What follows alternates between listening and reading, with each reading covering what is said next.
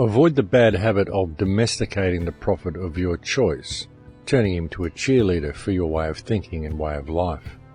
Remember that all the great prophets were courageous and outrageous folks who rallied against the powers that be, challenged self-satisfied piosity, threatened the prevailing social order, and would find you falling short in some significant ways.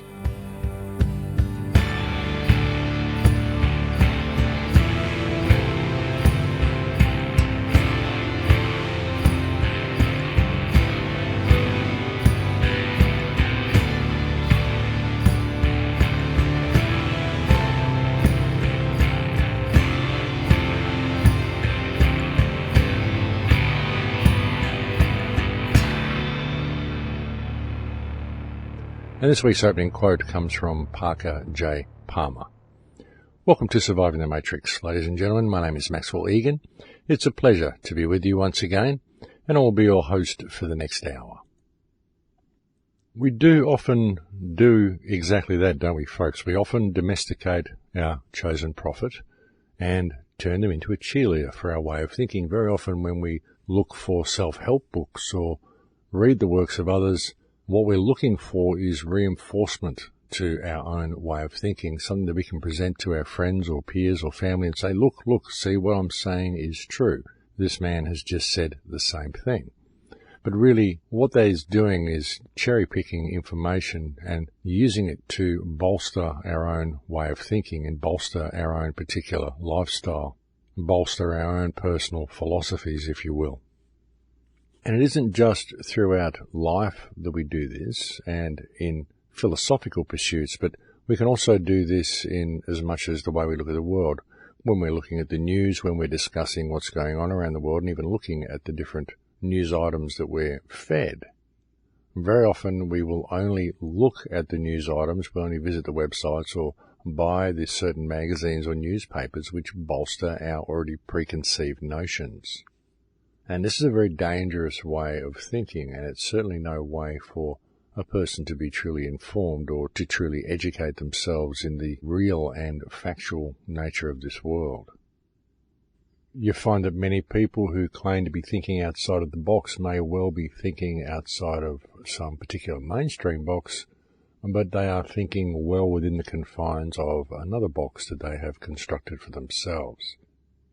And these type of mental constructs are usually far more difficult to get people to think outside of because they simply cannot see that there is one there, and if you attempt to point it out to them, usually they interpret it as an attack against their intellect and their ego kicks in and they simply shut down and go into cognitive dissonance about their own mental constructs. It's very interesting the way the human mind works, isn't it? But we do this. We do this to ourselves, and when people attempt to point it out to us, we generally get very defensive. And this, of course, is a result of the training and education system that we're put through. It's a very competitive education system which teaches us to always view any type of thinking outside of what we would conceive to be the norm as a personal attack. It's interesting, but that's generally the way people think, and they become quite personal in their responses to any suggestion that they may be thinking within a little box of their own construction. And they usually get quite aggressive and quite defamatory in any responses they may offer to these types of criticisms. People, of course, get as aggressive as they do because of their own insecurities, folks. This is why people get angry when they are questioned about certain beliefs. It's borderline fanaticism, folks, and what makes a fanatic is the fact that their faith rests on a mighty, frail foundation, and so they have to keep continually reinforcing their belief in their beliefs. This is what fanaticism is. And this is unfortunately what we see generally in people's own belief systems within this society. And this is a structure that has been created by this society, folks. This is an emotional state that comes from this social system itself. But it's this attitude that people have that makes it so difficult to be able to share information, and it makes it so difficult for people to be able to put their stuff down with each other and actually sit down and converse and find a way out of this mess. Because people are very often threatened by anything which may cause them to question their own belief system.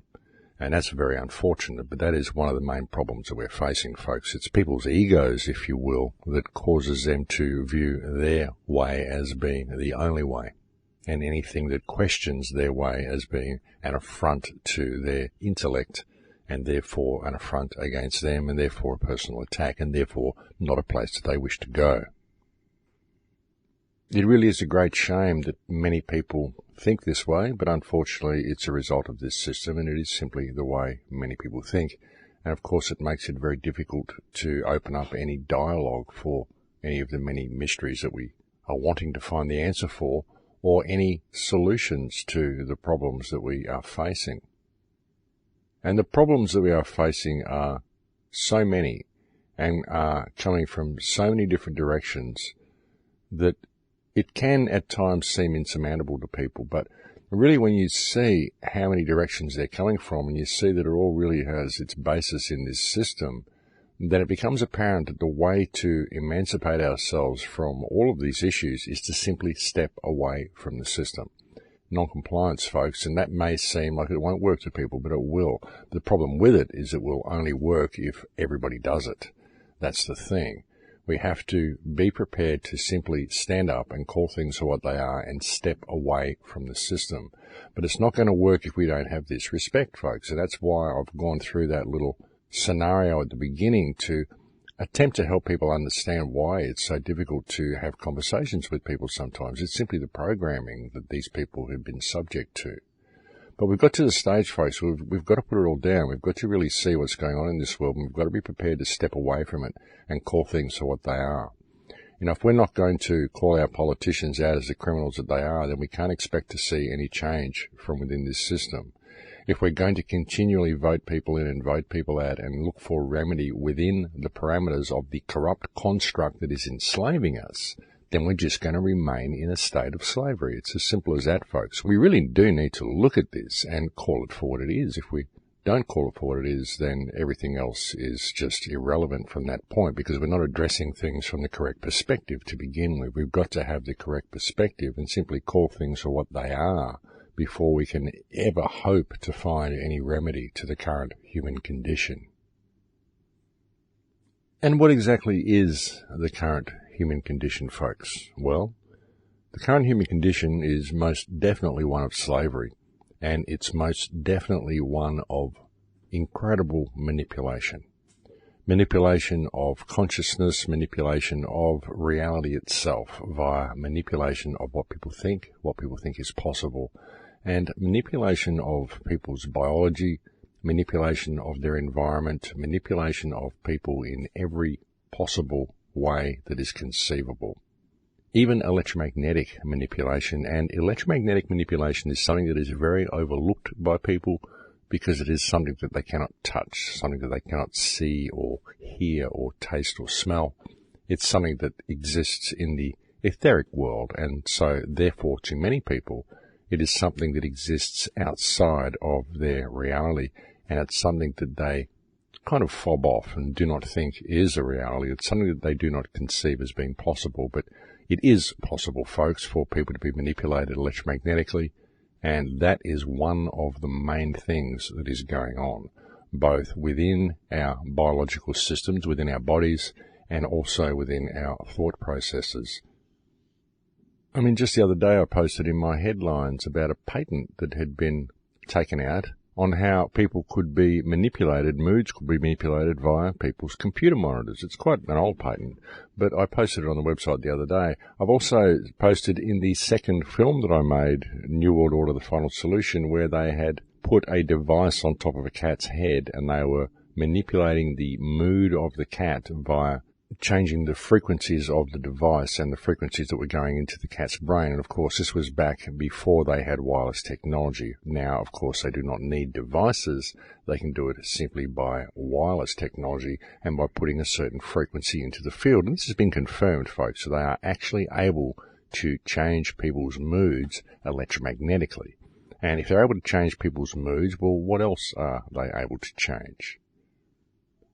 And when you really begin to look into this, folks, and you begin to look into the aerial spraying and what's in the aerial spraying, what the atmosphere is like now. Our atmosphere is actually conductive now. It never used to be, but it is. And then you look at the smart grid that's being put in place, the wireless technology that is appearing everywhere, the fact that everybody, almost everybody, is walking around with a microwave device on them, i.e. their mobile phone. And you can see where all of this is going and how easy it has become to manipulate human consciousness and thus manipulate the human condition. And this is also done by control of people's belief systems, folks. What people believe is true. What people believe is true about history. I mean, we've been fed a completely false history. Everything is very, very different to what we believe it to be. There's a book that I put out, a free ebook that I put out back in 2005 called Earth's Forbidden Secrets. And what I did in that book was just attempt to show people that everything we've been told about history is wrong. And this has to a large extent caused people to view humankind as playing the game on a completely different playing field to the one they're actually playing on, simply because people are, for the most part, unaware of the great potential of the human experience, the huge possibilities in human potential. I mean, we have an incredible potential, folks. We are able to create so many things. And were we left to our own devices and left to create to our fullest capability and to our fullest potential, then we would have a very, very different world to the one that we've got. And most of the processes that prevent us from being this way are the limitations we put upon ourselves because of our belief of what reality is, and also the way our social systems work, the way our social systems are constructed in such a way as to keep us at loggerheads with each other, in competition with each other, and thus completely divided from each other. This way we never get to realize our full creative potential because we never get to work in a truly cooperative environment. We're simply not given the ability to do so. We're all forced to pay to be alive. We're all forced to run on the treadmill and to compete with each other in order to do so. And so we never really get the time to look at what's actually going on around us and to view ourselves from a truly philosophical perspective. We simply don't have the time for philosophical pursuits, not for the most part.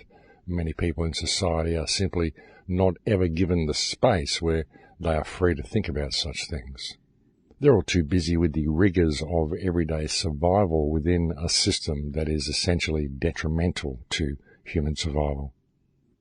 It's an interesting thing, folks, and it's why many people find it so difficult to find a way out of the system, because they don't realize that the problem is the system itself. And even when you suggest that people step outside of the system, they see this as something totally alien to themselves. They don't realize that all it really requires to step outside of the system is to do the right thing in all you do, to follow moral parameters rather than legal parameters. That's all it really takes, folks. Because this system is designed to train people to act in a sociopathic manner, and it's designed to train people to consolidate the power for the system. That's what we do. That's what we have been trained into believing success is. We believe success is making our lives more efficient and more easily manageable, but all we really do is consolidate the control grid by thinking in that way. We make the system more efficient. We make humanity less required by the system. And by doing so, we are creating a system that has its own intelligence. It's an artificial intelligence, but it is its own intelligence.